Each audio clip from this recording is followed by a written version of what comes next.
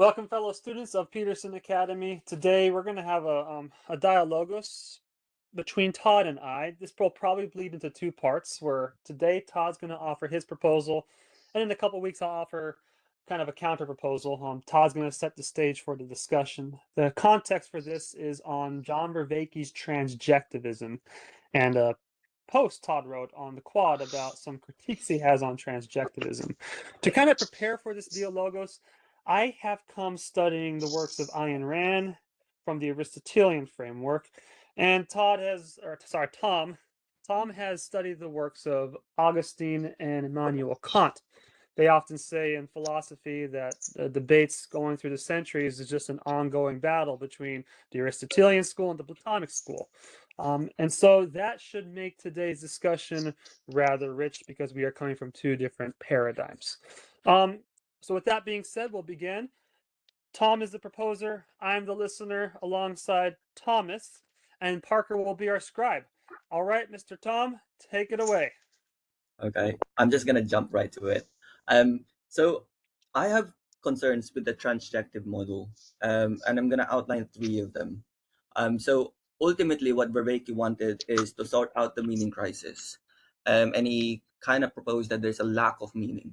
I don't think that's the case. I think we have plenty of meaning, and we're lacking the higher meaning, coming from a Christian point of view. And there's three things as well. The second one is the concerns with the defining of goodness, truth, and beauty, because he kind of addresses that through a relational. But for me, having that relational interactions between the subjective and objective does not guarantee the truth. There must be something more objective, which I will discuss later on. And the third thing is, I don't think there's anything new to what he proposed. I think he outlined and described it a bit more in the neuroscientist point of view. But for me, it kind of is the same to what Kant was saying regarding the phenomena. So I'm just gonna describe Kant. So Kant's contradicted to what was the common narrative on how we see things. So before it was mind to object. Our mind is conforming to the object. Kant reversed that. It's the object that is conforming to our mind. So imagine this cup right here. I can see whiteness. I can see the logo here. But what Kant is saying, based on what I have in my head, the object would conform to this. For example, I sometimes put nuts in here, and I use this as a plate because I saw my mom doing so, and based on that experience, I'm kind of using that from that application. And this kind of correlates, or not correlates, connects to what Vervaeke is saying about the relevance realization, that we have these structures in our experience that the object is conforming to us. So that kind of seems to be transjective. However, Kant, I think, noticed something missing. So he added another one, and that is the noumenal. And well, I think Nietzsche kind of hated this because he's kind of bringing back God into the equation. So what is the noumenal? So a noumenal is something that is we can't know, but it's the absolute truth. It's the absolute thing. So imagine, when we're talking about slavery, like for example, we kind of transjectively all throughout the centuries, we're trying to identify what is the liberty is like. So we started from going away from the monarch, going away from having individual rights from the monarch, having individual rights from the state, and now we have even the slaves now have rights.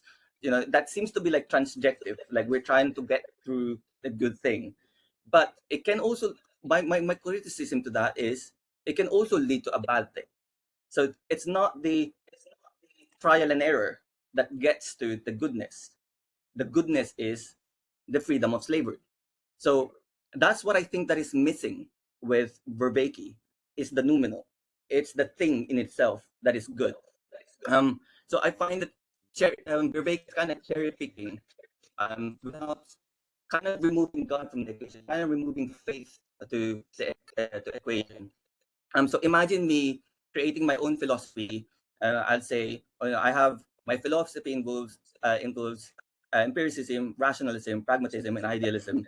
And the only thing that combines them is relational and wisdom with them. So it's overly broad.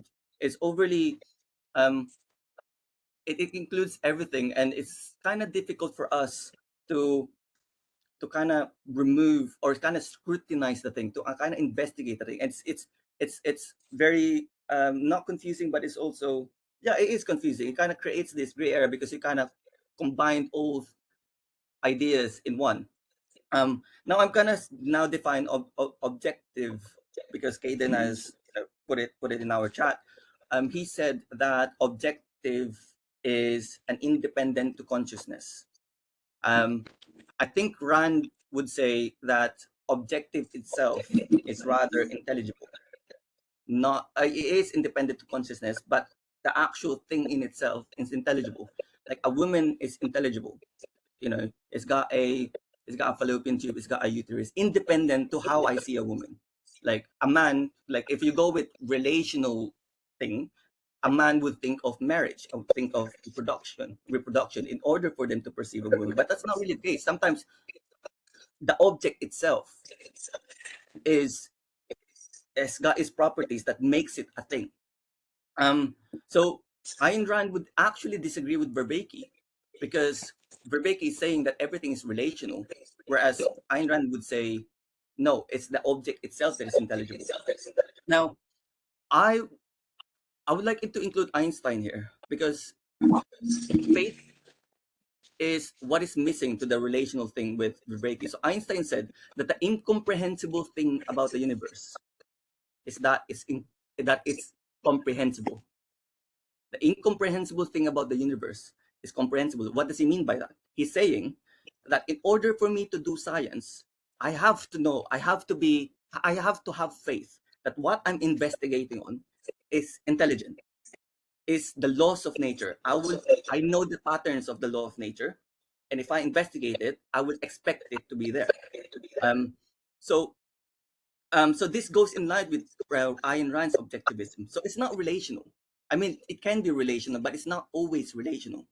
Um, Now, C.S. Lewis said something much more higher. He said, not only the three scientists, Newton, Kepler, and Galileo, expects the law of nature, but they expect the law of nature because there's a lawgiver. There is a lawgiver, not just the law of nature. So let's reduce this discussion to our analysis of the transjective model. Like a transjective model is the object, and we, our own knowledge and reason, trying to identify what that transjective model is, and we're trying to get to the truth. However, there's one person that would be able to tell you what is the transjective model, and who's that? It's Vervaeke. So if we have a conversation with Vervaeke, he would tell us what is wrong about our conceptualization of the framework. So you have a criteria there that is in place, and it's only Vervaeke that's able to tell us what that is. It's the same way with goodness, truth, and beauty. You have God as the one that's going to tell you what is wrong. Is going to tell you what is truth. So that's why I think Immanuel Kant kind of included that noumenal thing, because it's not guaranteed that our relationship to the thing guarantees truth. It corrects us automatically. Well, not automatically, sometimes not instantly, but we learn along the way. Like in the Bible, there's a lot of Israelite, examples of the Israelite going away from the truth, and God punishes them. And you may interpret that as that actually punishing them, but you can also interpret that as the universe is kind of punishing them. The laws of nature is kind of punishing them. So yeah, that's how I would see the criteria of goodness, truth, and beauty. And Augustine something really said even more profound, and I think is the basis. Well, I'm not sure, but I think at least for me, is truth itself is a being. Truth, goodness itself is a being, and it's not the relation. It's not the, I mean, the laws of nature was created by the lawgiver. So it was given because of that, that being. So, and Aquinas took this as well. So if everything is relational, how can we explain the origins of the universe? How can we explain the existence of God? So it's not always transjective. It's not always relational. And this is why I've been saying to others of that we need to have a criteria of what goodness and truth.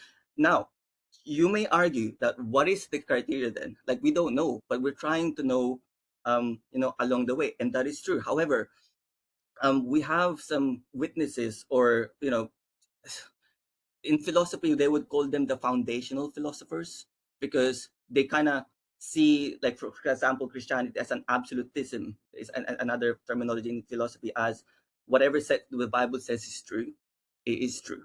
Or some would say that whatever God says, but we don't know what God is. But it doesn't mean that our relation to things is always going to be guaranteed truth.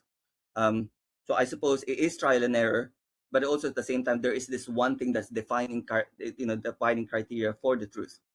Um, so another, um, probably the last thing that I would share is prag- the pragmatic way on looking at this transjective model, because I find, which I don't think it was addressed in the chat, which you might, in the next parts that we're going to have the dialogues, is the danger of relativism and the unnecessary confusion. So pragmatism doesn't answer the truth question. So pragmatism does not answer the truth question, but it kind of, um, it's the philosophy that kind of uses it as what is the utility of the model. An example of this is, for example, ideologue communities, um, who seems to be going to untruth, but they're comfortable with their communities. So you would say that that's pragmatic for them. So it kind of is still relative. Another example of this is Benjamin Franklin when he was in the middle of the war, against, well, the Brits. And people are, in a political realm, there's a lot of lies that gets thrown around.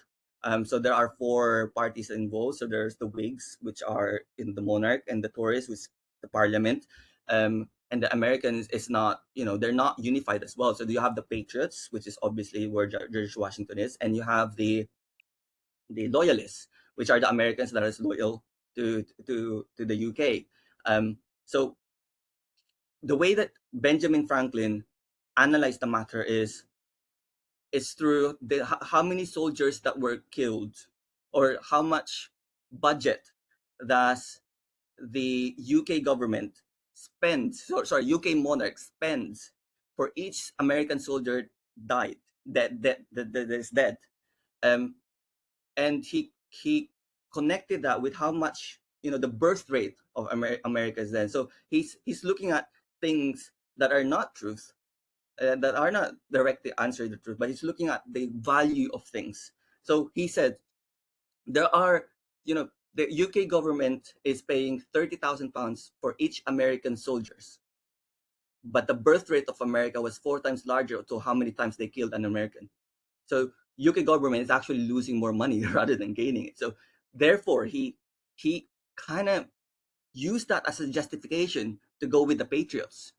So again, it's not a truth question, but it's a value question. So I'm gonna give examples with the transjective model. So I'm a nurse practitioner, and when I diagnose patients, I have to be objective. So if a patient coming in with appendicitis, I have to take increased white blood cells, increased CRP, right iliac fossa pain, Rodsing sign, SOA sign, and then I would say go for a CT scan. Like I can't have an I can't use my subjective. I could, but if I said something wrong, then that's gonna be my neck. That's gonna be my license. Gonna be revoked because I did not follow what is objectively available in that time. Well, I'm not available the objective metric in order for me to diagnose an appendicitis, and the treatment as well must be objective. You don't want a doctor. I mean, you probably do, but I think there are cases that it's a possibility that the doctor could be right that it's not appendix, but probabilistically, I think you would be better off with a doctor who's going through the routine. What else? Another is, with I mentioned about being a woman.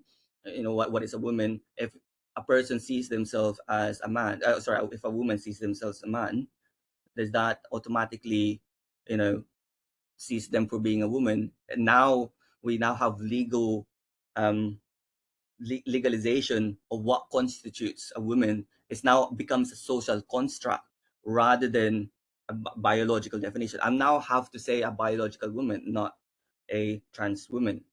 Um, so yeah, overall, that's my biggest concern. So I think there's still a case to be made that some areas of reality, and I would even say that ultimate reality is objective. Um, there are cases that there are many cases I would say that is relational, but from practicality and from the defining characteristic of what truth, goodness, and beauty is, I think they are, well, I believe that they are um, objective rather than subjective. So the question, how are we to answer the meaning crisis? I don't think it's the lack of meaning. I think is the higher meaning that we need to look for. So that is why I reject the transjectivist model, although I do see the value in it. And thank you very much for listening. Thank you, Tom. So I want to clarify on that last point because you laid out through the course of your proposal. You start with Kant's transcendentals, and then you move to the noumenal. You talked about a lawgiver, and you kind of invoked, you could say, truth is a being. Truth is something not here but there in a sense, and maybe perhaps Ayn Rand and a few other people are trying to be their pursuit of objectivity, or John Vervaeke's transjectivity, is to somehow connect themselves relationally to that noumenal, even though it may be impossible from the Kantian framework. And then you went to describe the pragmatism. Mm. Maybe truth isn't always in a noumenal realm, but there are maybe micro truths that you can use to gauge your action for the current situation pragmatically. So you talked about how Ben Franklin didn't necessarily rely on for his criteria of making a decision. You could say it wasn't necessarily idealistic. You said his criteria was he did a ledger in a sense, calculated the cost per life and put that up against the birth rate. So he's grounding his epistemology literally in life, like what's going to produce more life. Kind of utilitarian in that regard. But you have to ground his criteria in something. And then you talked about you being objective with your patients. You can't be subjective or you'll lose your license. So objectivity. What is you're grounding your criteria in existence. What is not your whim, not what you want to be. And it's funny because you bring up the objectivity. You talked earlier how Kant is before we're trying to conform our minds to the object, but now Kant reverses that, saying we're conforming the object to our mind. But it seems Mm. like as a nurse practitioner, you don't do the Kantian approach. You are conforming your mind, your decisions that you make, to the object, the appendicitis or the cancer in their body. You're Mm. grounding it there using blood samples, so that's very much grounding it in a material substrate. Mm. And then you kind of had the proposal, truth, beauty, and goodness. Correct me if I'm wrong. Is objective, right? If you want to use the Augustinian framework, it would be being, but I would It say, is a being. yeah, it's a being. Yeah. So remember what you It's a said on being. the chat. So remember what you said is the chat, that evil is disconnection. Yeah, That is disconnection. disconnection. That is actually an Augustinian belief. I know. Um, I borrowed that from you from our last DiaLogos. yeah. Oh yeah, did you? Oh Oh wow. yeah, we talked about the nature of evil, so I snuck that argument in. Right. Yeah. So that is actually objective. But what he's saying is, you remember my example with Vervaeke as the one who's able to tell us what is transjective model. It's like the same Yeah. thing. It's the lawgiver, the being itself is the one that's gonna tell you what's true and what is not. It's the lawgiver itself gonna tell you what's good is what is not. Okay, so then I think to go with that, because whenever you have a lawgiver or a founding philosopher, you run the risk of people who are adhering to a philosophical system or a school or a leader of thought to treat him as if he is the lawgiver himself. This so dangerous. Vervaeke is the only authority on transjectivism because he engaged in neologism to create a new word to describe this phenomenon, and it's not grounded in a dictionary where we can look it up. So it's very, very dangerous. But Vervaeke, I think he does take care through his philosophical framework to not make himself the giver of this paradigm, but to kind of show how this paradigm is grounded in reality. That's where the objectivity comes, because every single time you are you can see reality in a different way than other people can because you're a philosopher or you're a statesman and you're leading your country or whatnot. When you make the decision, the people underneath you or the people who are trusting you, there's a danger where they're going to trust not your reasoning, but they're going to trust you as a personality. And that line gets drawn real quickly, and you almost become like God unto those people. So a good leader, a good thinker, will not just say, take my word for it, trust me because I maybe have access to the lawgiver or the noumenal realm, but they're going to be objective and show, here's the criteria of my reasoning.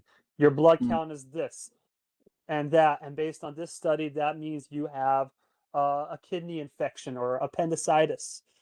Benjamin Franklin does the same thing. And so what a good thinker is doing is not they're being objective, even if there is a, say, lawgiver, because they don't want to, it'd almost be like a sin to have someone treat you as the lawgiver, because they're abdicating their reasoning, their epistemology to you, and then you become accountable for their actions. What a good leader is doing is saying, no, here is where truth and beauty and goodness could be a being, right? That is above us. It's the one. John Vervaeke makes this argument with the Neoplatonism, where he goes from Plotinus to Proclus. The one is up there, but the one is also the ground of being. And I'm going to show you using Aristotelian thinking, Aristotelian science, cultivating virtues through Stoicism, and understanding Platonic forms, because that's what Neoplatonism is. It's those three schools of thought converged into one.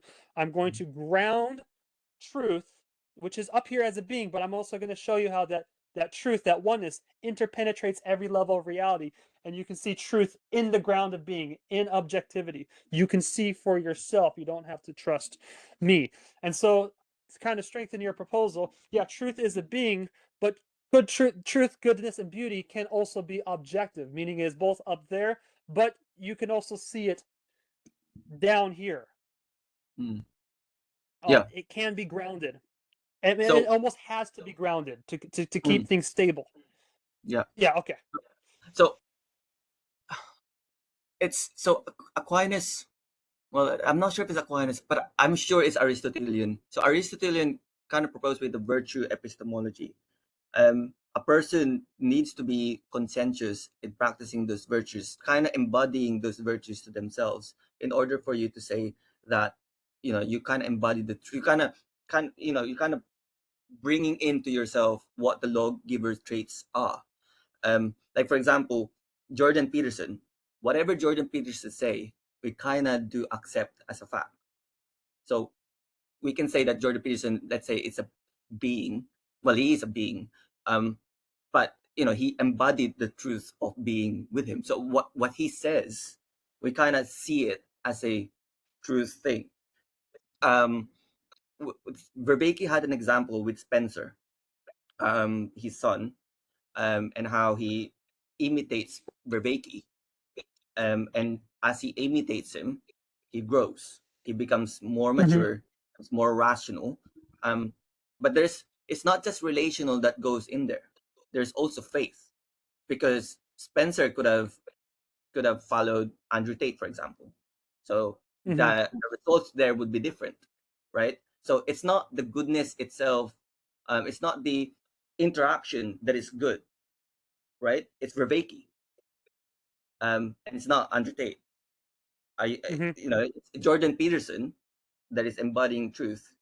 Sorry, Thomas, I see you laughing. So, yeah, so it's Jordan Peterson that is kind of embodied truth, um, rather than elsewhere. So it's not the relation. I mean, I can see it though. The thing that I'm concerned with is I don't see any added thing. It's kind of, yes, it is Jordan Peterson, but it's also the relationship of the two can To Jordan also be Peterson. true, right? Um, Mm-hmm. so it's kind of what Vervaeke did. He kind of, we have this sequence of how we interact with reality. Jordan Peterson first, and then we have an interaction. So that's objective, and then subjective and objective.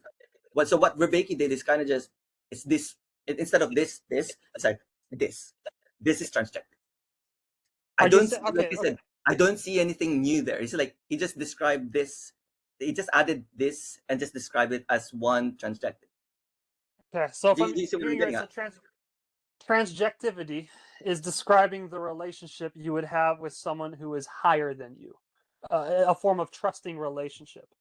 Okay. Right. This is the question. If you look at Metaphysics and Epistemology, Lecture 6, I posed this very similar question to Professor Hicks, where I asked him about the novice or the initiate entering to the shaman and learning how to teach. And I said, Professor Hicks, you have a lot of knowledge that I'd like to have too. But I have to trust you because I have to trust that your philosophical reasoning is correct because you have your PhD and you've done your time. And I'm going to trust you in this process. But then I asked the counter, like, how long should I trust you? And when Mm, should I? Because the whole lecture was on faith, and I asked, what is the epistemology? What is the corrective measure when it comes to faith? When you're off, and he kind of talked about marriage, needing mm, faith in marriage because you trust your marriage partner. Same mm, with entrepreneurial work. You kind of have to be somewhat delusional um, to go against the odds to start a business, but then you get feedback. But then he talked about, he gave a really nuanced response in regards to faith. Uh, that you ought to have maybe even a criteria up front, saying if this doesn't work, then I'm going to back out, like a prenup, mm, mm, you mm, know, mm, or a mm. marriage contract, that you have a clause to get out. Yeah. So I bring that up because often when it comes to the trusting aspect, we like to think faith is blind trust and maybe even transjectivity because it's Mm, non-propositional in nature. There's no criteria to gauge it, mm, and I don't think that is the case with Vervaeke's model. Now we're getting into the aspect of the epistemology being gray or not. Like, is there criteria for mm, Vervaeke's model? I don't think Vervaeke is offering a scientific model. He's offering a way of life. It's a philosophy, like a way to live your life, kind of with the virtue epistemology you were talking about.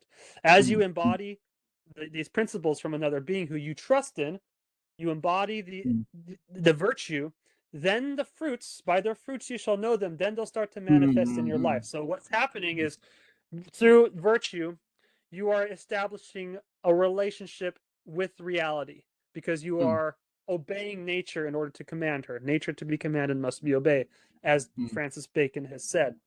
mm. Um, Just but a I quick think, question. yeah, Sorry, just to, yeah. Did Vervaeke says in the transjective model about faith? Did he mention he faith? does. In connection with participation and noesis, he does talk in the Primacy of Beauty course. He talks about faith being this participatory aspect with reality. Okay, okay. Um, Um, so that but did he say that as a criteria to goodness, truth, and beauty as well as a necessary, essential thing? he didn't.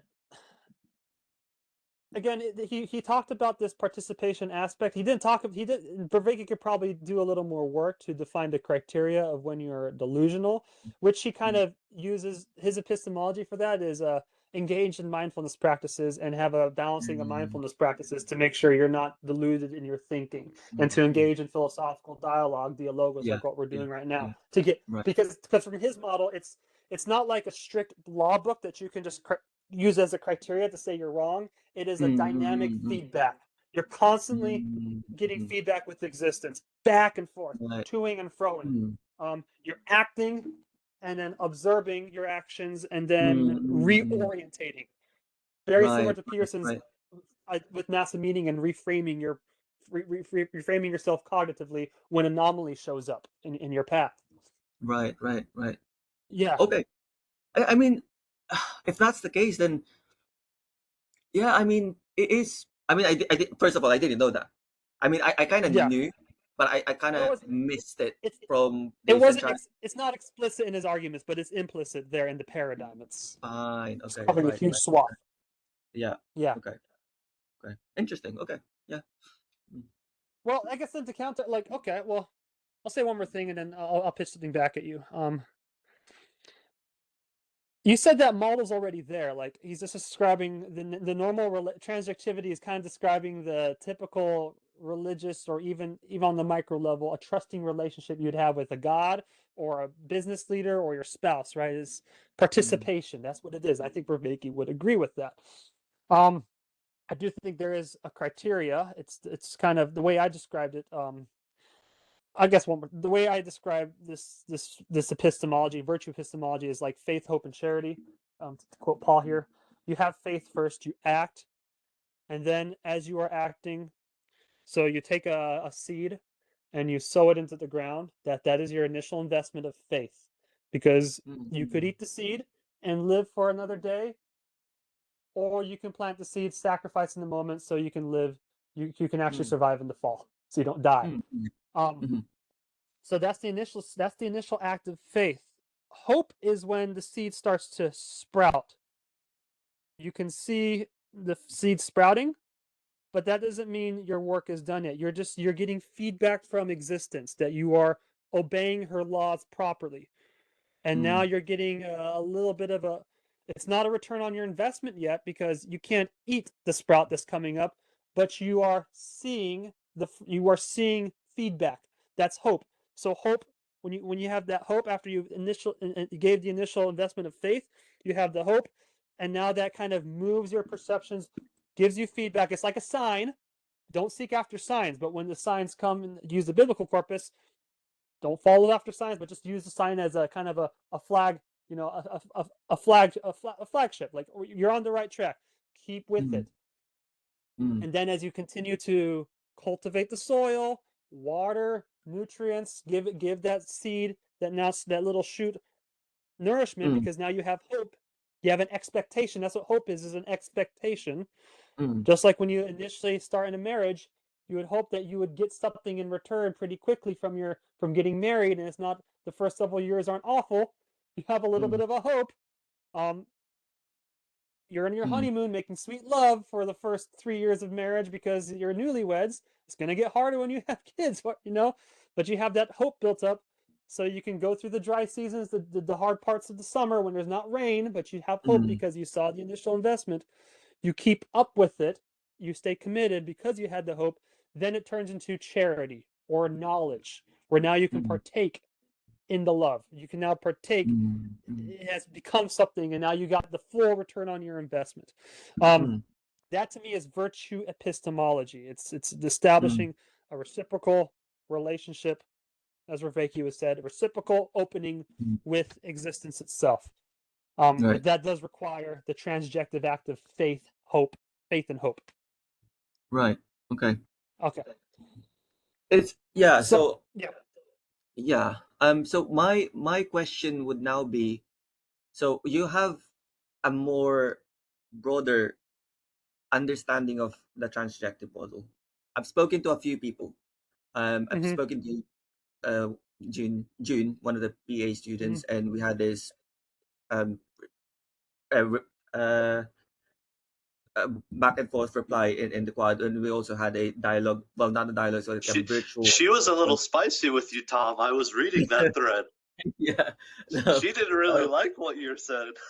no, no, she's fine. It's just so we also had a virtual interaction like online, and I was the only one who kind of is only one on my side, and then the rest of them are on that side until Josh kind of jumped in and not kind of defended me, but kind of understood from my point of view. So my question now is, I have a different understanding of the transgender. You have a different understanding of it, and Josh also had a different one, and June also had.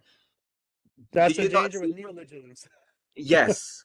Do Yes. you not see the danger there Yes. of the transfer? Oh, Okay. absolutely. That's a danger with every philosopher who's discovering new ideas, is their ideas get picked up and twisted for wrong reasons, like Nietzsche and the Nazi Party.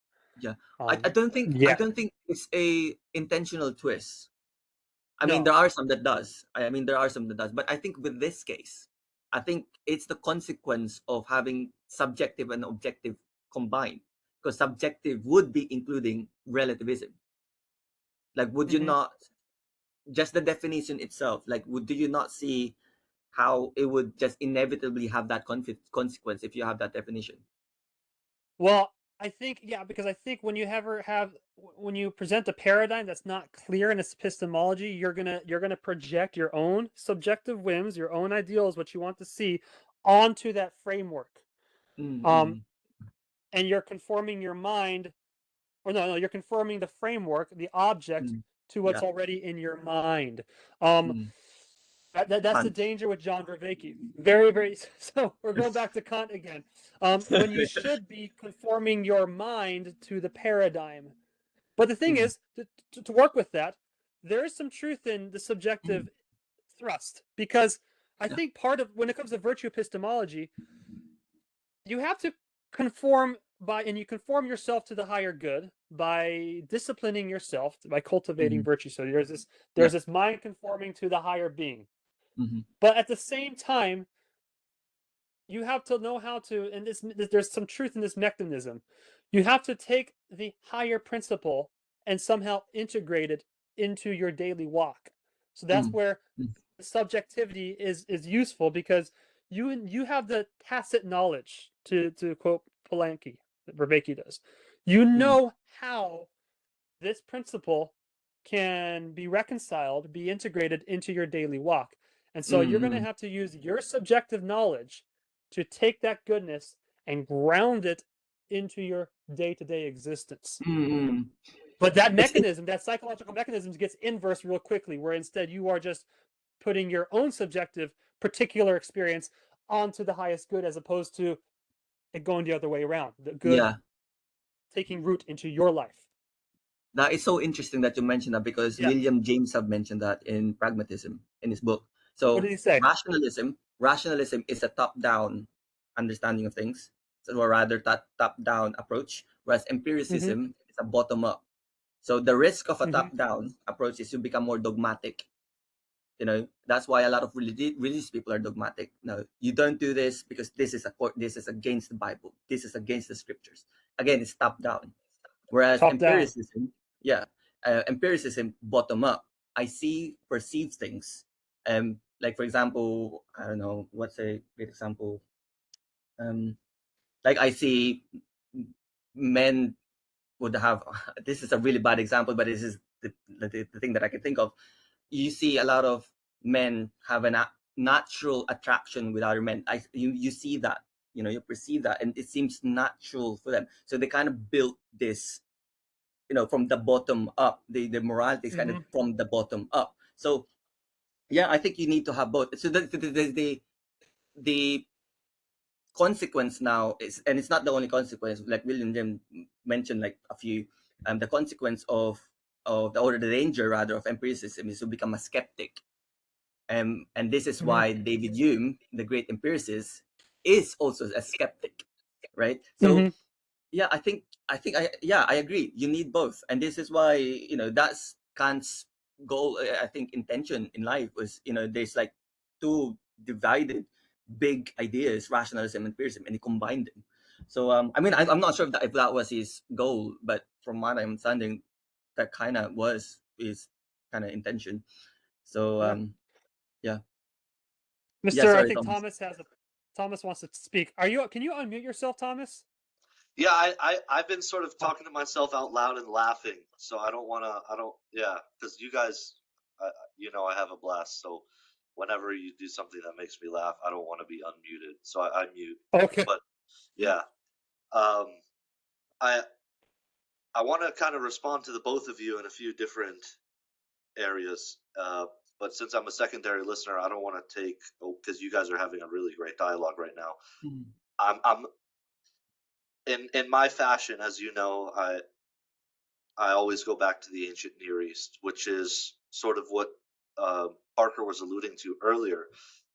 So both, would be my salt and pepper, I guess. Both transjectivity and objectivism are found within the biblical text. So the ancient Near Eastern philosophy, like I was talking about, it's this spherical, this 3D spherical interpretive continuum with Christ at the center, right? It's a wholeness. So what I think is what's happening is that as humanity has left the cradle of civilization and we've split off in all of our different directions, we are taking aspects of this whole philosophy and hyper focusing on different modes of that philosophy and then creating it into its own thing, right? So I think there's a higher synthesis here, which both of you were alluding to in perhaps different ways. And so I think the synthesis is not, half objective and half subjective. That wouldn't be a proper interpretation. But it is, I think, reality is objectively real. That I think is one of the biggest points that you were trying to drive across, Tom, is that we cannot, transjectivity cannot possibly exist without a reality to be transjective with, right? So transjectivity itself cannot be the whole model, because it implies, it's implicit that there was unexistence before that transjective relationship was possible, right? And so I think reality is objectively real. It is a being, right, like you were talking about, while meaning and relevance are transjectively realized through truthful participation in reality, right? And this nature of truth being relational is what more Khaden was talking about. You were talking about this thing exists whether we perceive it as human beings or not, and then Khaden is talking about the existence in terms of relational capacity for human beings is that this being also is dynamic. So like for Parker, I was thinking of my small mythological data bank that I have, right? Aletheia is the Greek goddess that embodies truth.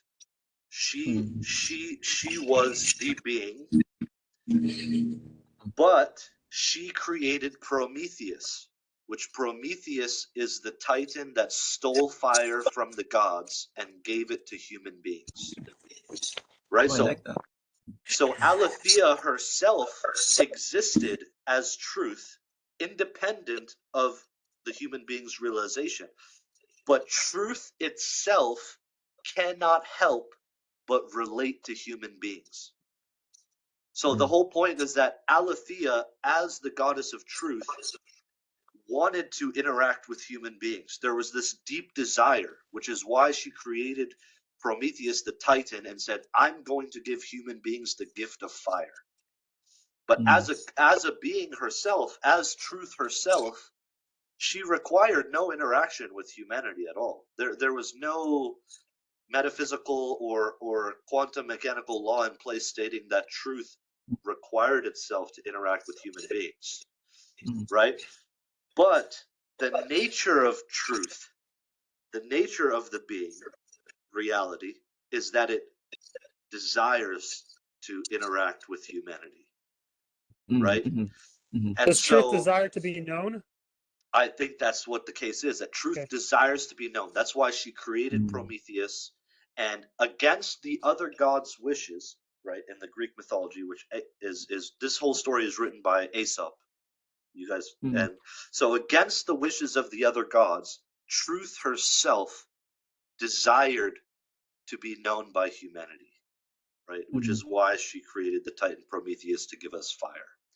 So what I would say in even simpler language then is that truth exists independently of us, but we come to understand its meaning by entering into right relationship with it. Yeah. Right? Because there's a right way and I would say a wrong way, right? Which you guys were talking about the nature of evil. I would say evil is the attempt to relate with truth incorrectly. If we were going to make evil relationally. So biblically now, I would say my formulation or the position I would try to articulate is that reality is created and sustained by God, the lawgiver that you were talking about. Men expected to find laws in nature because we believed in a lawgiver, right? So reality is created and sustained by God, and therefore does not depend on human perception. Yet, human beings come to know, inhabit, and embody reality through relationship, which that's the transjectivity, right? It's through that relationship that we come to know it and inhabit, to embody it, right? But other people, even we come into truth with other people, like Khaden was talking about. The whole point that Neosis was that you engage in mindfulness practice, you engage in conversational, right, or dialogical participation with other beings to also find the higher truth that you were talking about, right? And that's why Christ is the center, because he brings the knower, the known, and the life lived into right relationship. Yeah. So I think it's not, in this case, it's not an either or, it's a both and.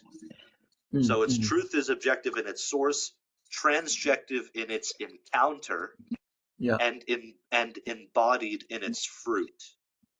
Right? So I was trying to come up with names for this because it's not stated explicitly, but I would say the combination of transjectivism and objectivism would be Christocentric participatory realism.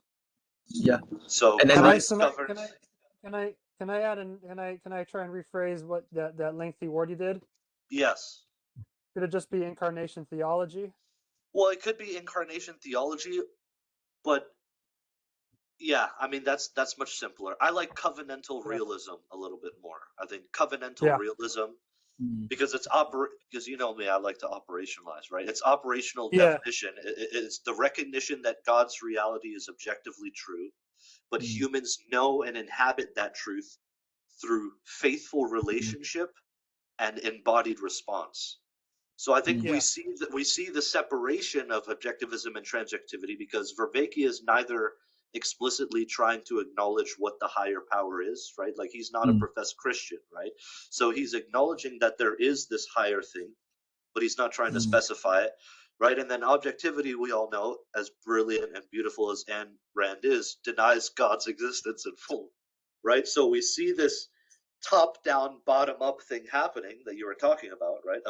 Objectivism is this bottom-up thing, this tokenization, realization, because it's explicit without God, and the transjectivity is a bottom-down, right? But it doesn't specify what that higher power relation is, and so both of you, I think, are describing the two sides of the same coin. Right? Yeah. And so to argue that one, let's say, would perhaps be more truthful than the other, I think takes away from the byproduct, which is truthful participation. Right? So I mean that is kind of I wasn't rejecting that. I was kind of I know you were I think what you were saying is that it cannot be possibly adopted as a philosophy of whole, like it cannot possibly be a whole philosophy because there are integral parts missing. No, it can't be a systematic philosophy because there's parts that can't be systematized necessarily. Right. Yeah, there's a deeper top-down heavy. Yeah, there's a deeper implication, right? So that an inhabitable life emerges when an embodied person enters truthful, loving, and wise relationship with objective reality under Christ, is how I would describe that. Yeah. I mean, that's why he said that I'm the way, the truth, and the life. He didn't say these That's are right. the truth. He said, Right. I'm the way, the truth, and the I life. am. So it is a being. Like so. Yeah. It's so interesting. Yeah, sorry, go ahead. No, go on, sorry. No, I was just saying that, and the way Khaden, he brought up the biblical definition of faith, right, which is Hebrews chapter 11 and verse 1, which is faith is the substance of things hoped for, the evidence of things not yet seen, right? So that the substance it acts as a real foundation, or like a title deed, or an assurance for future promises, right? And then evidence serves as the, I guess, deeper inner proof for invisible spiritual truths. And then for something to be hoped for, it's focusing on trusting God for things that have not yet happened, right? And so, I say that would be the difference, is that if you're a theistic individual, the implication is that you can trust God indefinitely, as opposed to like when Khaden was proposing to Dr. Hicks, like, hey, where's the line of demarcation, right? Because then, of course, we enter into our other specialized subject, which is cults, right? Because then at a certain point, when you give away that indefinite trust to an infallible being, as opposed to reality itself, which is God, then you have the possibility of inheriting the error from the transjective human interacting with objective reality, just like you are. As opposed to, I think, also what, Tom, you're alluding at, is the individual responsibility to interact with objective truth on your own, and not necessarily have an indefinite transjective relationship being passed on to you from another human being. Right? So, yeah, I think when I was listening to the both of you, in my mind, it wasn't like a further separation. In my mind, you guys were just kind of getting closer to the center. Oh, yeah, we're trying to and bring it together. So, yeah, I think it's a both and. Yeah. So I suppose the next question would be is, this has been debated since Sextus Empiricus, the Roman, I'm not sure if it's Senate, the problem of criterion, which is which comes first. Right. Depth of analysis interaction to knowledge. Is it the interaction to the knowledge, or is it the criteria to knowledge, for example? Right. We're now gonna go, and I think from your, from Khaden and from your example, I think we're now gonna go first with interaction first, and then we classify those criteria rather than the other way around. It's tough. Vervaeke is very big on circles in his epistemology. It's very much. And you guys have heard me talk about circles all the time, right? It's a chicken egg problem, because yeah, reality is too complex. The goodness, the truth, and the beauty is too much for you to grasp in a single instance. You actually need to participate in it to get feedback, to re-update your criteria, because your criteria is inadequate to contend with the complexity of reality. So you need to sink your teeth into it, wrestle with it, wrestling with God, so that you can reorient, reposition, as Vervaeke says when he talks about reorientation.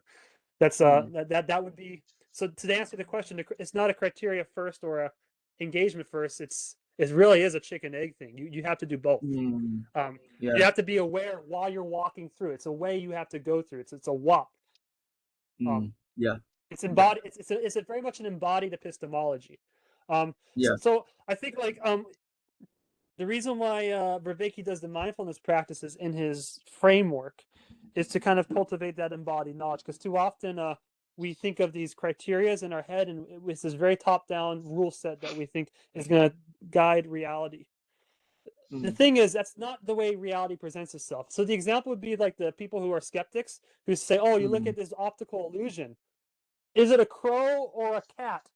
Hicks used that example in Metaphysics and Epistemology course.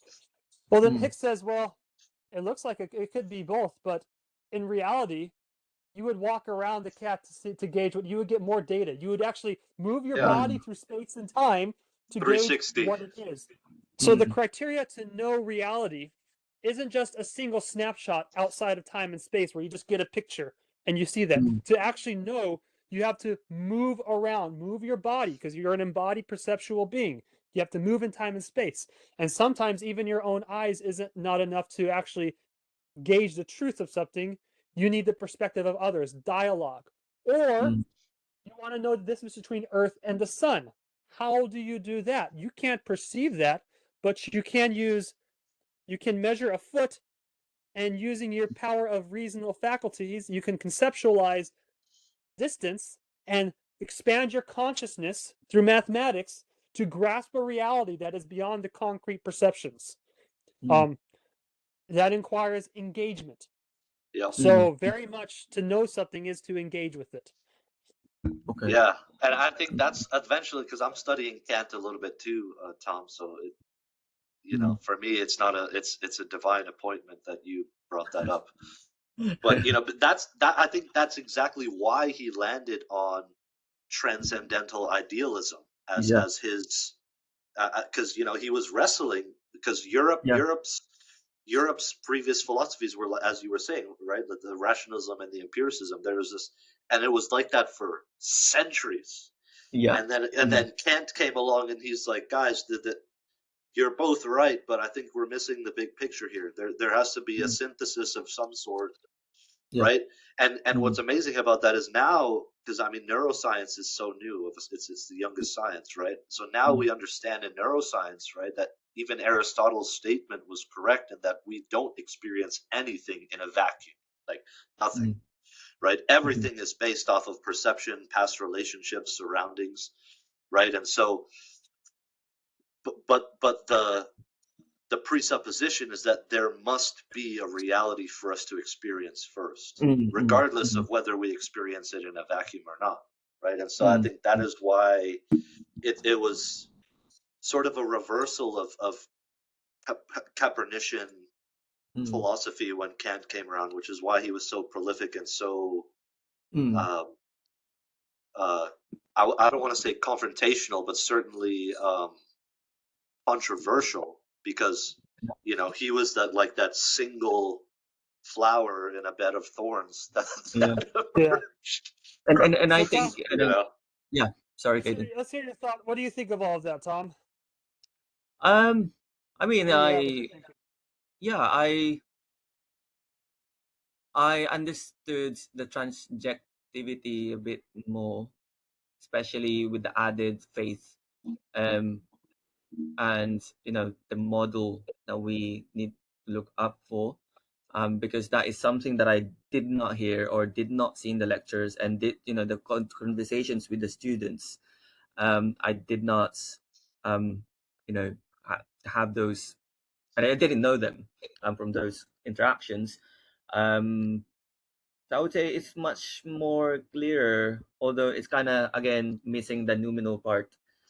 Is the noumenal. Okay, so let's dive into that missing part again. I want to explore your criticisms to the fullest. So how is it missing the noumenal? If you could restate that. I mean, I just said that as I didn't. Is it still missing? So there are things. It's not always relational. It's not always related. Like, for example, we have discussed a lot of those areas, but we kind of miss with the beginning of time, right? Like, how would that be relational? So how would the beginning of time, The like origins before? of the universe, like Okay, before before man came on the scene, how would that be? Relational. So I've heard this from Yeah. Josh, by the way, that Vervaeke is ultimately a Neoplatonism.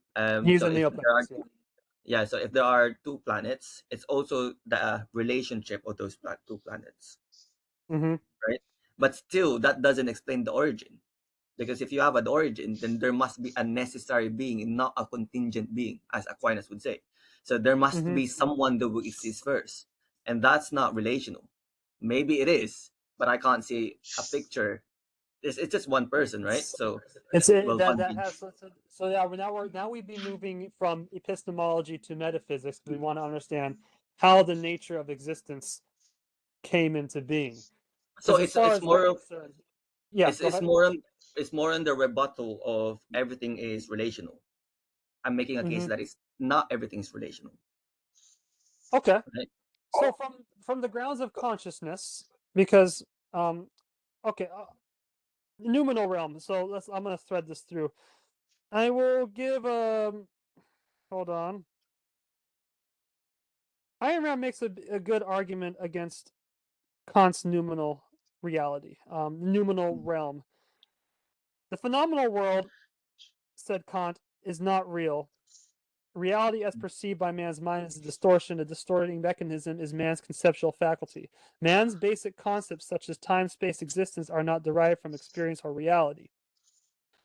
but come from the automatic systems of filters in his consciousness, labeled categories, forms of perception, which impose their own design on his perception of the external world and make him incapable of knowing it in a manner other than the one which he perceives. This proves, says Kant, that man's concepts are only a delusion, but a collective delusion, which one has the power to escape. Thus, reason and science are limited, says Kant. They are invalid only so long as they deal with this world, with permanent, predetermined collective delusions, and thus the criterion of reason's validity has switched from the objective to the collective. But they are impotent to deal with the fundamental metaphysical issues of existence, which belong to the noumenal world. The noumenal world is unknowable. Kind of what we're going. What's beyond consciousness? It is the world of real reality, superior truths, the thing in themselves or the things as they are, which means they are not perceived by man. Even apart from that, Kant's theory on categories as the source of man's concepts was a preposterous invention. This is Ayn Rand critiquing Kant. I'm going to tie this into our discussion here in a second. Is a preposterous invention. His argument amounted to negation, not only of man's consciousness, but of any consciousness, of consciousness as such. His argument, in essence, ran as follows: man is limited to a consciousness of a specific nature, which perceives by a specific means, and no others. Therefore, his consciousness is not valid. Man is blind because he has eyes, deaf because he has ears, deluded because he has a mind, and the things he perceives do not exist because he perceives them. I'll read one more passage. The entire apparatus of Kant's system, like a hippopotamus engaged in belly dancing, goes through gyrations while resting on a single point, that man's knowledge is not valid because his consciousness possesses identity. It is a negation not only of man's consciousness, but of any consciousness, of consciousness as such, as Berkeley negated existence by claiming that to be is to be perceived. So Kant negates consciousness by implying that to be perceived is not to be. So with this idea, there's always a battle, I think, between in philosophy between the primacy of existence, like what exists independent of consciousness, and the primacy of consciousness, right? It's a mind reality, and that's tricky because how can you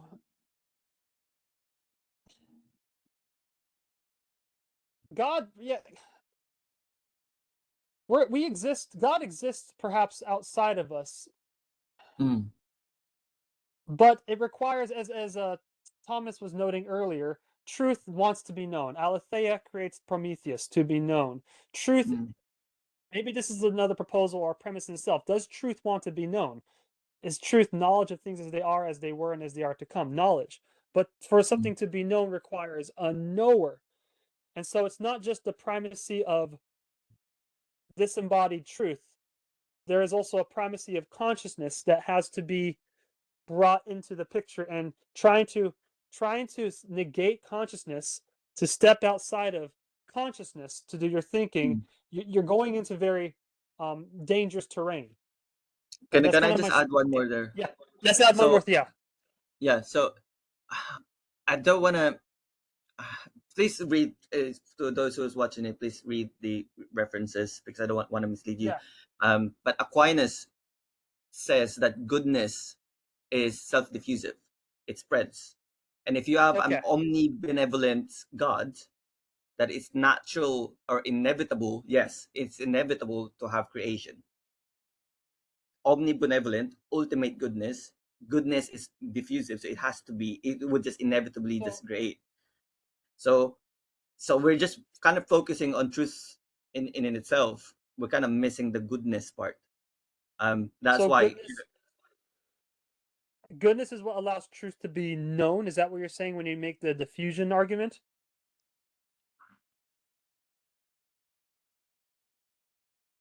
I think what he's trying to say is still being, like goodness and truth itself are beings, and it's kind of drawing back to the necessary being, which is God.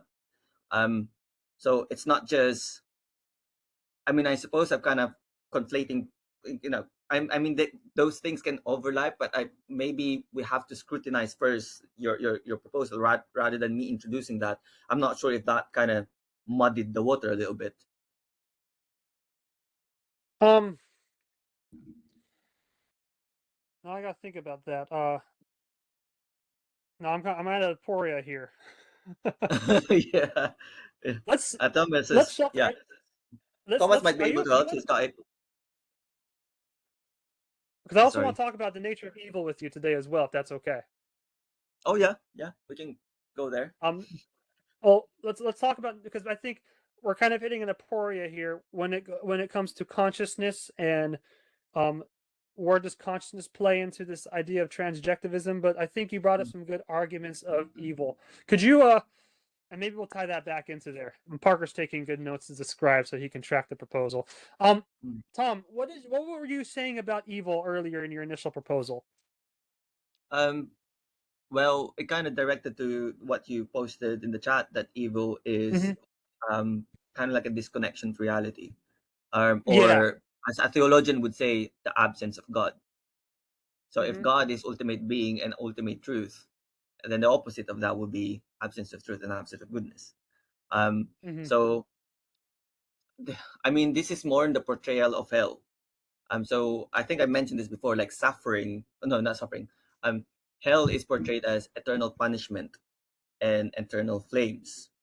And the reason for that is because of the rejection to God. Like, the reality itself, when you do something and you did something wrong, there's like punishment to it.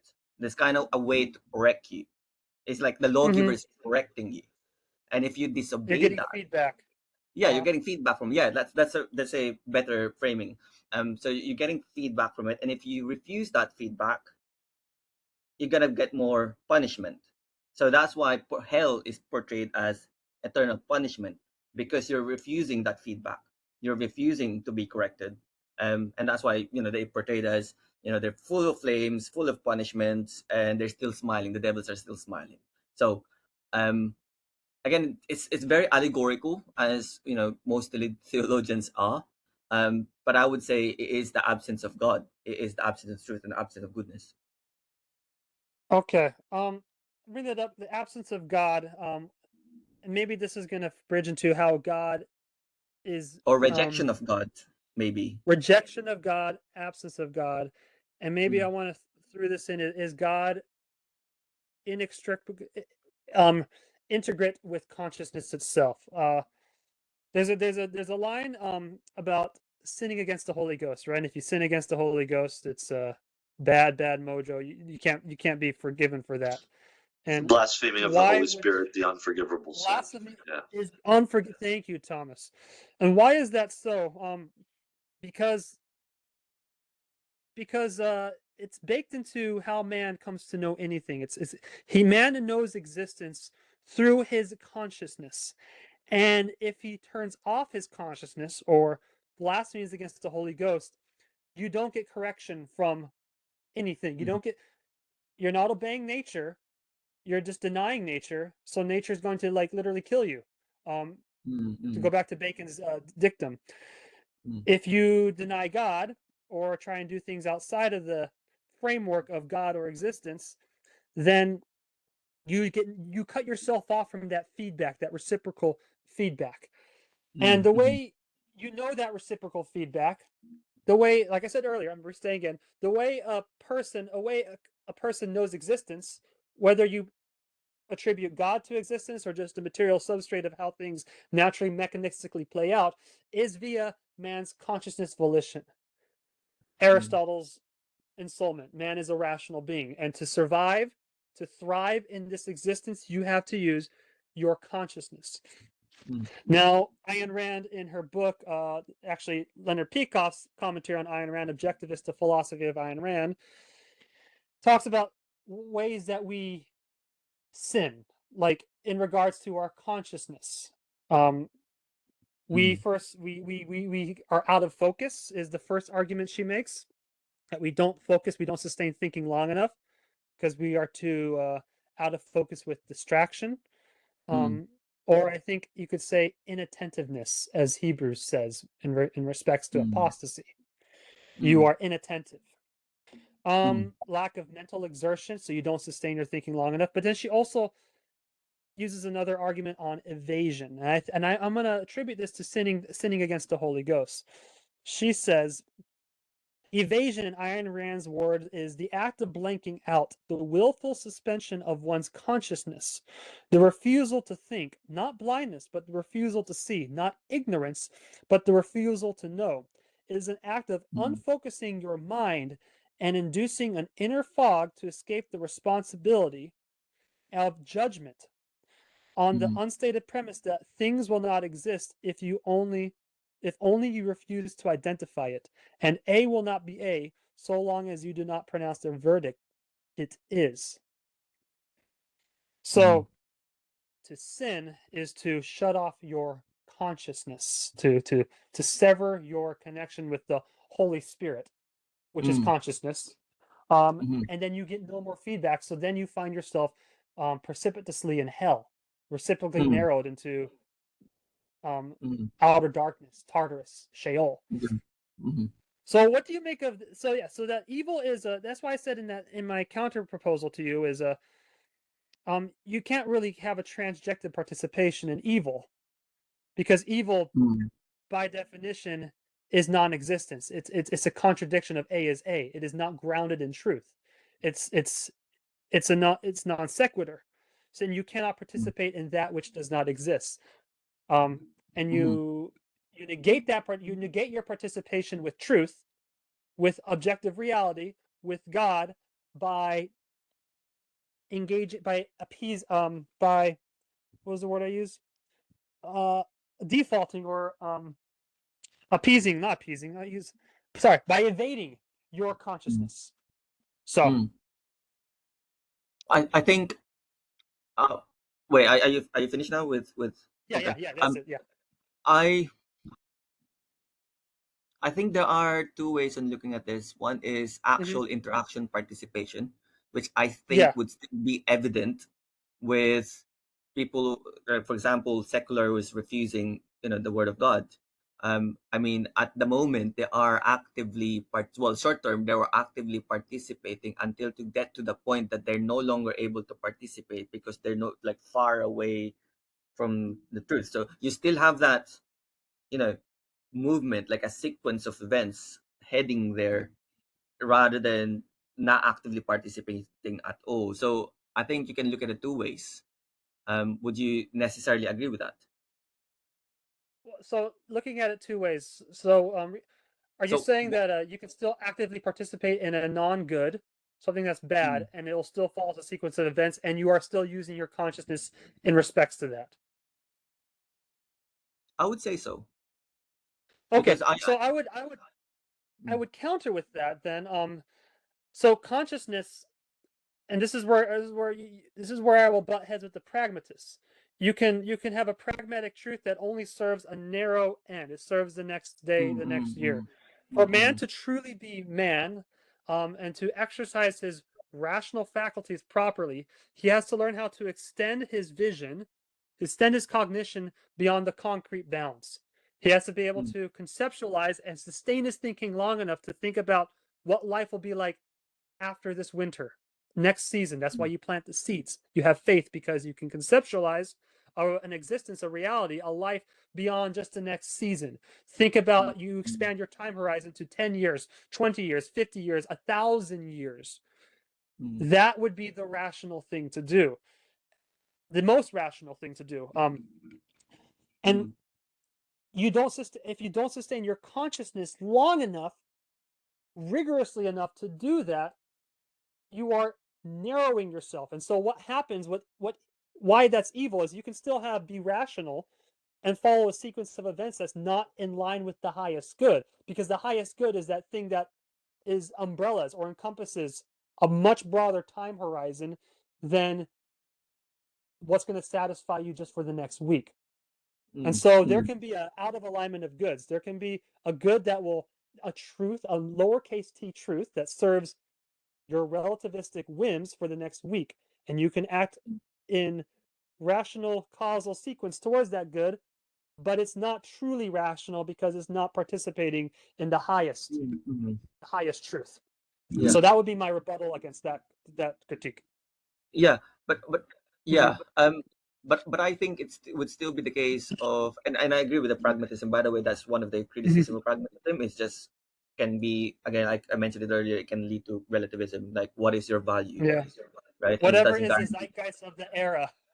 Yeah, The exactly. logic Yeah. of a culture. Hegel Yeah. again.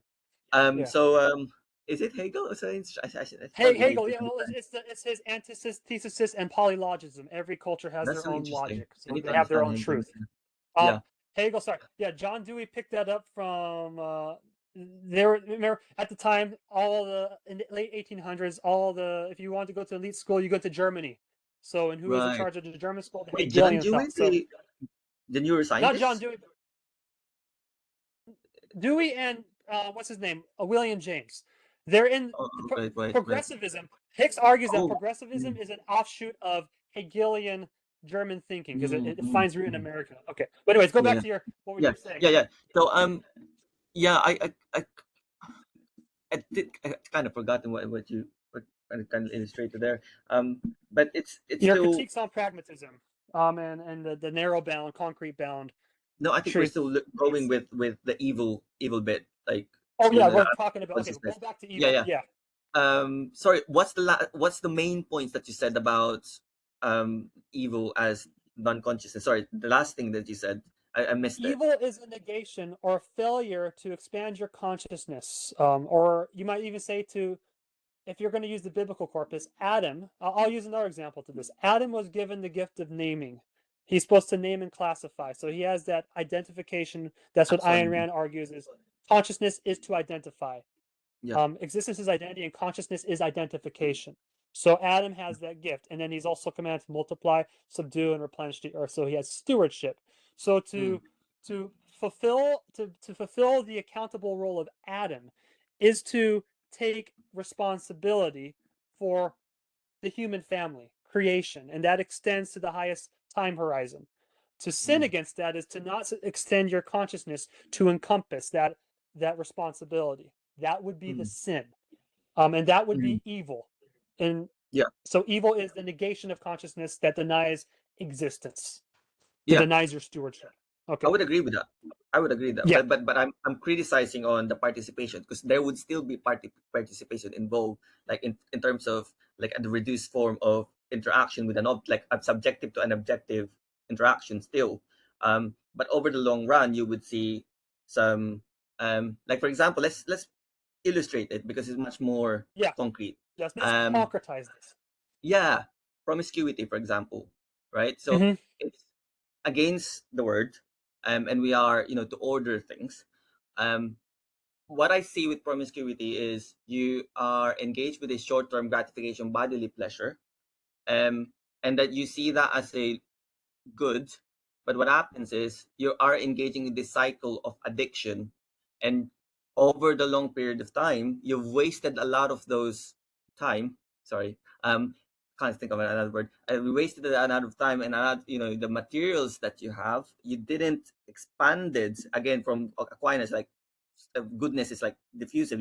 There's no expansion, like spreads, and it kind of, it just onto yourself, and slowly your material sources that was given to you naturally is just eroding away. So I don't know whether that is absence of consciousness necessarily. I would say it is, because you are not using your reason. You're kind of using your body impulse as a thinking machine, as a thinking mechanism rather than your reason. So I would agree with that. That would be your passion, your vices. So I think the way of Christ is leading you into a development of higher consciousness. Yes. While the path of sin is the wages of death is leading you into non-unconsciousness. So I'll concretize this with some dramatic imagery here. First off, I talked to Thomas last week when I was talking to Lucas on his proposal. We were talking about the nature of evil, and I talked about how we conceptualize evil as this Luciferian intellect. Because when we think of truly evil people, they're typically very smart people who pull the strings of society and manipulate people for power. I would And say so pride. and pride, power, pride, all of that Yeah. stuff. But usually Yeah. there's an intelligence, and the moral Mm, psychology course talks about this. We attribute agentic beings as being more evil and bad intent, bad actors, as opposed to helpless victims. That we imbue more moral goodness on people who are victims. Moral psych talks about this. But I would say that paradigm of equating evil to high IQ is largely in part due to Milton in the theological sense. Milton, who wrote Paradise Lost, I call it the sexy Satan syndrome, where we view Satan as this revolutionary overthrower, and he's very intelligent. And and you say you can participate rationally with your Luciferian intellect to serve that lower end. But from that framework, we start to think evil is intellect, and that's bad. There's another image I think that's you need to look at when contemplating evil. Oh, by the way, I think the next iteration of evil, which I think is more accurate, is C.S. Lewis's Screw Tape Letters. Evil is not a Luciferian intellect. It's a bureaucracy. Screw Tape Letters. Hell is a bureaucracy. So Milton, hell is sexy Satan. Lewis, hell is a bureaucracy. But let's go back to Dante. Dante and hell for Dante is a negation of identity. So you have Satan in Dante's schema at the bottom of hell, and he's chomping on the head of Brutus and Judas. And he's just this ugly, this despicable monster. There's nothing intelligent about him. He's covered in excrement, and he's at the very bottom where all the poop and trash of sin piles up. And he's kind of a despicable being. I think that is a more accurate depiction, if I'm using Christian cosmology, of Satan's destiny. That's where Satan's ultimately going to land. And everyone who follows Satan. So as you're going through Dante's Inferno, everyone in hell wants to be there, meaning they have chosen their passion, and the only thing that they can identify with is their passion. And you see that in the dialogue with Dante and the denizens of hell. They're so obsessed with their vice. Compared to the people on the mountain of purgatory, they're trying to get rid of that. They're trying to get rid of their passion and identify with the higher good. People on hell are still so fixated on their vice that has become their sole identity. They've reciprocally narrowed into something that is non-existence, because true existence is up here with God. That's ultimate identity and order. Non-existence is reciprocally narrowing into your vices, into your sins, until you have no identity at all.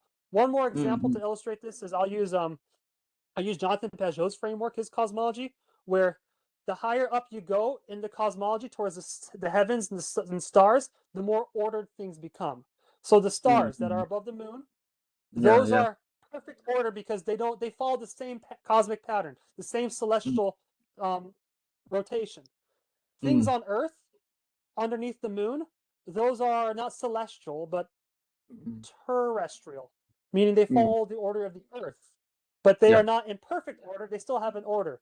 Now, things below terrestrial, farthest away, Inferno, Hell, those go down. When you bury someone in the ground, what happens to their identity is it disintegrates. Their bodies get eaten by maggots, and they are dissolved. And Pageau talks about this with the framework of things up here are symbolic.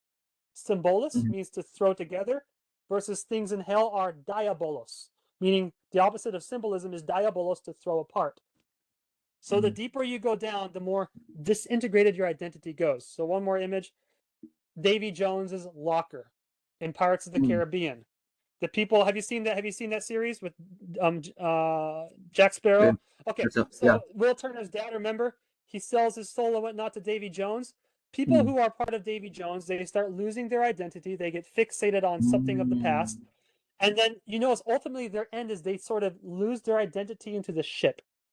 Will Turner has no more identity. He's negated his consciousness so much. They become one with the hell of the ship, and all identity is gone. Versus when you go on the upward path to Christ, you gain identity in that journey. So to sin is that's kind of the scheme work of what sin is. What evil is that's why I argue it's the negation of consciousness and identity. Of existence and existence. So. That is so interesting that you kind of have those examples. But I do have like just a quick one, like clarity. Didn't wasn't at the bottom of the hell, it was ice rather than fire, right? Yes, Did it that, was did I ice read that? because it was furthest Okay, away from it was yeah, it was ice, not fire. okay, There was okay, okay. fire going down, but the fire of God is up here. The ice, because God is the Yes, source of energy in Dante, it's cold. Hell is a cold place because it's furthest away from energy. yeah, and also it's Yeah, because it's an absence of life kind of thing. Like fire absence kind of of life symbolizes and passion, dynamic movement. and Yeah, yeah, and people are and frozen there because yeah. they Well, think won't, about this. they're not. Yeah. Well, think about how Ayn Rand says it's you want to get away from judgment when you evade consciousness. It's because you don't want to be judged by truth. At the top of purgatory, mountain up there, I have in my picture, Dante has to pass through a pillar of fire, which represents the judgment of God. He has to go Mm, through the fire to be purged. That fire, mm, that pillar of fire is a fractal image of the entire mountain, which is the sword of judgment. People are being judged. mm, They're mm. burning off the bad. Don, Right. Satan wants to get as far away from that judgment of fire. He Yeah. doesn't want to pass through the judgment. He wants to get furthest away, which is why he has negated consciousness and existence to get as far away from judgment as possible, and Mm, that's why he's in ice. As you said yeah. earlier about absence of God and God is judgment. Yeah. So Yeah. Yeah, it's interesting in how you have that interpretation because the way that I interpret it is they can never go away. They can never go up anymore because they're now stuck in ice. Like they oh, can never that's move up well. anymore. Yeah, so that's Okay, how well I let's see change it. that. Well, okay, because when you're not objective, when you negate consciousness, the ultimate expression of negating consciousness is going to sleep. You fall asleep. Mm, yeah, When you are yeah. conscious, I you really can like move that. through the world. You can Yeah. actually act.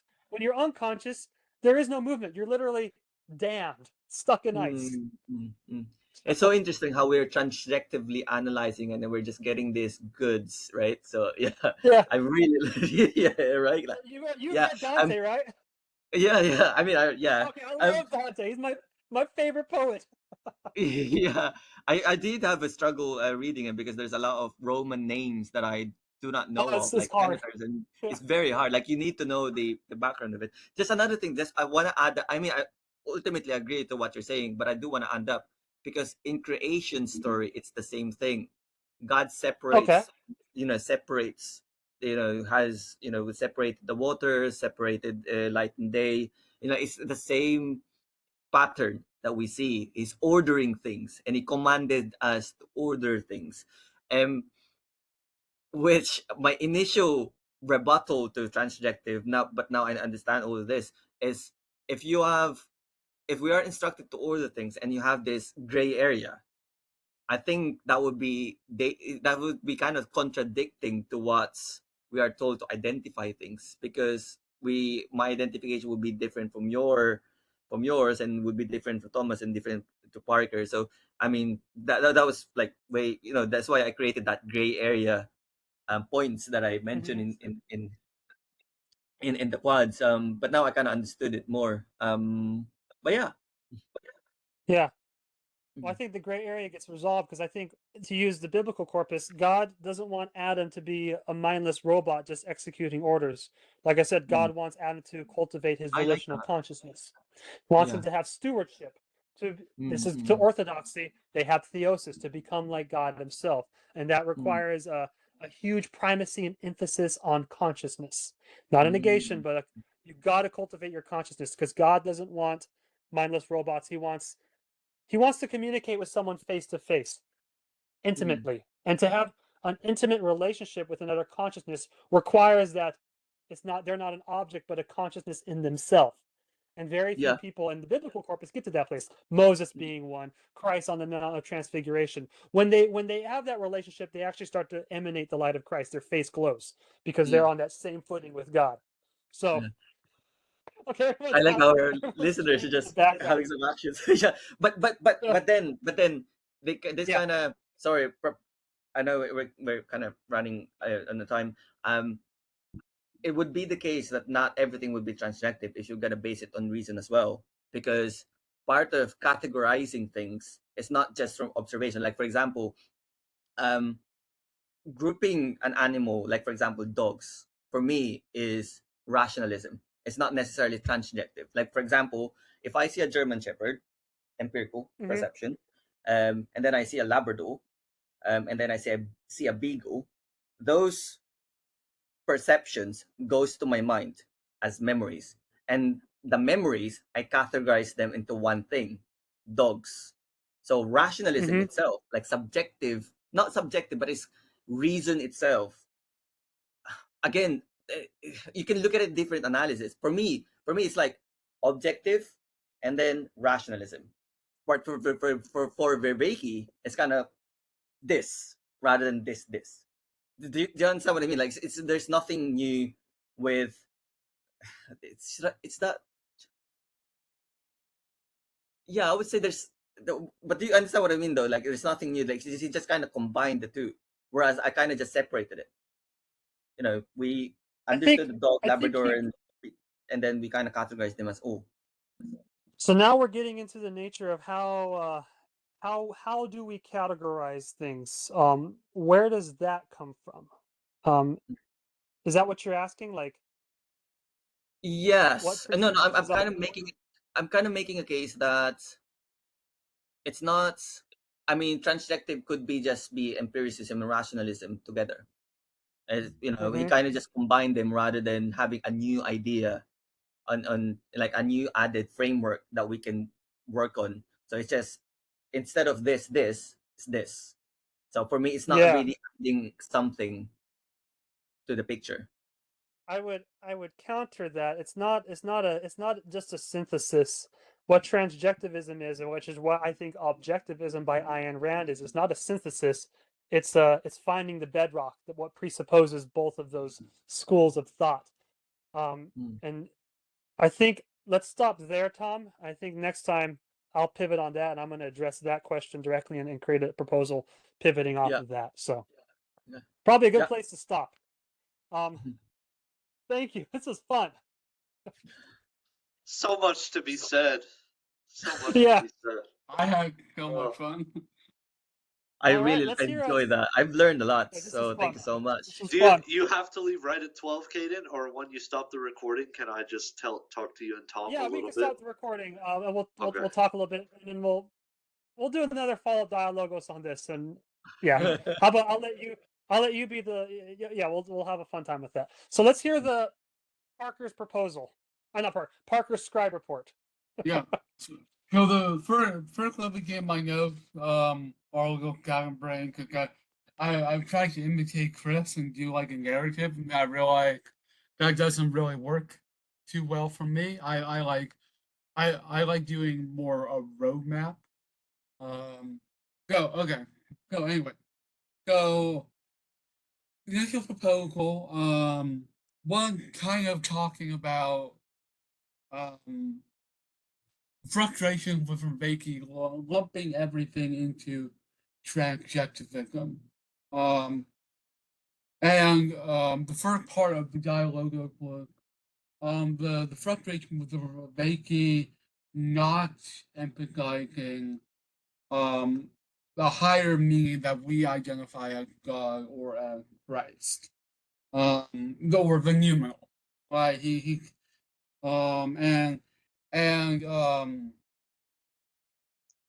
kind of the dance and the balance, the struggle between um the the relational aspect and objective reality, which which the noumenal is the objective reality. Okay. So we talked about faith. I can relate to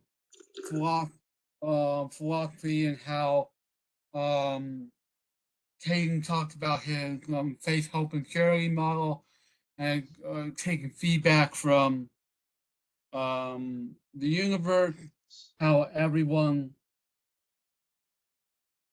has a different view of transjectivism, and Tom, um, oh, God, I'm trying to get my note. Oh yeah, okay, here we go. This is where I'm. So we start talking about rationalism and rationalism and imperialism, kind of the interplay between it, And it's funny because as I'm writing these in my note, I started to actually see where the logos was going to go. You were like arguing about like, okay, but we need rationalism to come from top down. We need empiricism from bottom up. We need the objectivity, and we need the relational transjectivity. And like I can see you dancing, and I'm like, oh, I'm writing all this down. Like, oh, this is what the incarnation calls. And then I see Thomas over here just like going through the same thing. And then Thomas Thomas would embody the logos and brought together the the Thomas was in brief in a brief capacity the incarnation of the logos of the dialogos when he talks about how reality is to be, but we need that relational transjective aspect. Okay, truth itself cannot help but relate to human beings. And then he talked about aletheia, the god aletheia, which actually is the Greek word for truth that Christ used. So when Christ said, I am the truth, he literally said, I am aletheia. Aletheia. Yeah.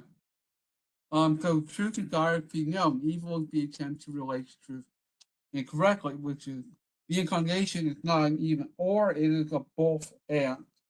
And then we went back to the what is which comes first, the objectivity or relationship, the transjectivity, is more of the chicken and egg. We talked about mindfulness practice, trying to embody the transjective into a reality. We talked about Kant and Ayn Rand, beef with Kant, and then I got sort of thrown off track because Khaden brought up the mental image of hippopotamus gyrating and belly dancing, and that kind of knocked me off for a little bit. He got one shot by the hippo, dude. Yeah. Okay, so we talked about how goodness bred of God creating us inevitable. Goodness is what allowed to be known. Can we talk about good versus evil a little bit? How God connects with consciousness, and how man knows everything, and Ayn Rand declaration that we sin by becoming unconscious, by lack of attention, lack of a mental exertion, and evasion, escaping thinking, to shut off your conscience, thinking the Holy Ghost. Evil is not relational. The modern depiction of Satan as evil, the bad boy sugar daddies that originated with Milton and is propagated by the DC universe. It's not relational. You can't have a relationship with Satan. And Adam takes responsibility for the human family. Evil is negating that responsibility. Yeah, we talked about different things like Dante, Milton, Davy Jones and Flying Dutchman. Ultimately comes down to whether you are gaining your identity or losing your identity. And then we kind of, and Tom was still kind of struggling with transactivity versus objectivity and how Vervaeke seems to combine the two, and we left off with, okay, so philosophy was trying to find the bedrock for everything, and how we categorize everything, and where the different line we got to shelve that for a new DiaLogos. Parker, at the end there, you were cheering. Why were you cheering? What were your insights? I think you were cheering when I started talking about face to face with God.